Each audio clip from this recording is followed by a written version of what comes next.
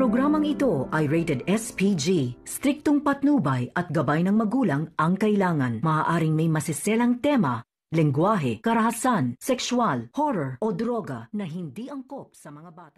Pagkatapos magbanding ni Ramon at saka ni David na kung saan tanggol ito, dito na sinabi ni Ramon na talagang nakilala niya ang kanyang anak at nasweto niya at sinabi niya dito na may plano pala ito sa kanyang buhay. Dito na nga umalis si David dahil may tinawagan daw siya ng kanyang girlfriend na kung saan talagang nagtatampo ito sa kanya at dito naman sinabi ni Ramon na bigyan niya ng bouquet of flowers para ito ay talagang mapaibig niya. Agad-agad naman itong umalis si David na kung saan talagang nanggagalaite ito sa galit dahil sa mga sinasabi ni Ramon sa kanyang amang si Rigor. Dito na nga ay si Ramon ay talagang masaya at ang kanyang papang si Don Julio. Dito na nga pumunta sila sa Red Phoenix na kung saan kinausap nila tungkol sa kanilang negosyo. Dito na nga sila nagharapan at kung saan dito pa tutukan ng kanilang mga baril na kung saan ang Red Phoenix ay ang isa dito ay talagang matapang. Dito na sinabi na hindi daw sila magbabayad na kung saan si Angkong naman ay nagsabi na hindi nila kakalabanin itong si Ramon dahil may malaking utang sila dito. Ito ang talagang tumulong sa kanila nung sila ay nasa baba.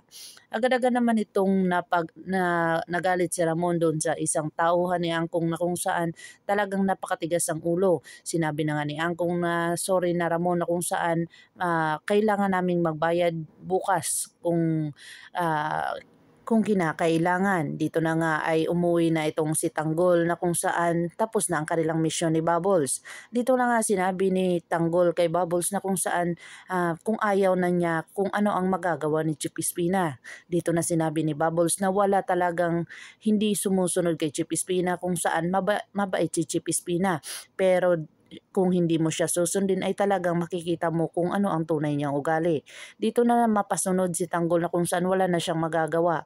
At dito na sinabi niya kay Warden na kung saan withdrawin na ang pera para ito ay mapaghati-hatian na nila. Dito na binigyan si Tanggol ni Chip Espina ng 100,000 at hindi naman ito tinanggap ni Tanggol dahil sa first time niya nga at sinabi niya ni Warden na talagang first time lang iyan at sa susunod masasanay ka rin. Dito na nga walang nagawa itong si Tanggol na kung saan talagang tumawag na naman ang isang kliyente na talagang pinapatugis ang Red Phoenix. Dito na nga ay umuuna si Chip Espina at pinatawag niya si Tanggol. Dito na pinakita niya kay Tanggol ang Red Phoenix na grupo na kung saan ito ang pangalawang misyon nila. Dito na sinabi at kinilala ni Tanggol ang Red Phoenix kung saan kilala niya ito at ito ang dahilan kung bakit sila nakulong. Agad-agad naman itong napasabi si Chip Espina na hindi siya talaga nagkamali na si Tanggol ang kanilang piliin. Dito na sinabi niya kay Warden na talagang sasabihin doon sa selda na talagang walang gagalaw kay Tanggol.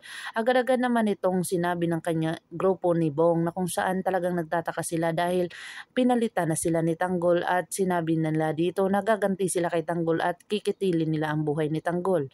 Dito na nga ay magkakaroon ng riot sa loob ng selda na kung saan dito na mapapatay ni Tanggol itong si Bong at talagang manggagalaite itong grupo ni Bong dahil mauubos sila ni Tanggol. Abangan natin ang mga susunod pa na episode na ito, ang Batang Quiapo. Kung bago lang po kayo sa aking channel, please like, share, and subscribe para ma-update po kayo sa mga susunod pa.